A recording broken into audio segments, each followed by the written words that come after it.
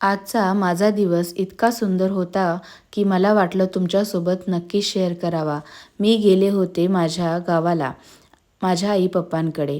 आज सकाळी बरोबर 5:30ला मला जाग आली. फ्रेश होऊन मी मस्त टेरेसवर गेले. सकाळची शांतता आणि त्यातच गावातल्या मंदिरातून येणारा काकड आरतीचा तो गोड आवाज मनात अगदी प्रसन्नता भरून गेला. त्यानंतर खाली येऊन अंघोळ केली आणि पुन्हा टेरेसवर जाऊन मस्त उन्हामध्ये केस सुकवले. मग काय, घरचा तो गरमागरम चहा आणि सगळ्यांसोबत मारलेल्या मनसोक्त गप्पा. दुपारी माझ्या वहिनीने म्हणजे श्वेताने खूपच भारी जेवण बनवले होते. मस्त पनीरची भाजी, खीर, चपाती आणि गरमागरम मसाला भात. सगळ्यांनी मिळून एकत्र जेवणाचा आनंद घेतला. जेवल्यावर थोडी दुपारची झोप घेतली कारण पुढे प्रवास करायचा होता. त्यानंतर साताऱ्याला येण्यासाठी आम्ही निघालो.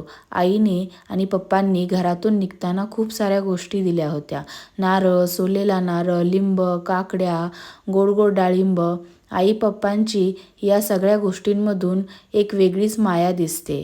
साताऱ्याच्या घरी पोचल्यावर आधी घरं झाडून घेतली, फ्रेश झाले, कपड्याची मशीन लावली.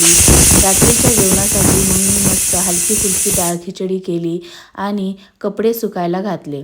आणि मस्त टीव्हीवर माझा आवडता शो खतरों के खिलाडी बघत बघत आम्ही रात्रीचं जेवण केलं. असा होता माझा आजचा दिवस. तर तुम्हाला माझी छोटीशी सफर कशी वाटली कमेंट करून नक्की सांगा.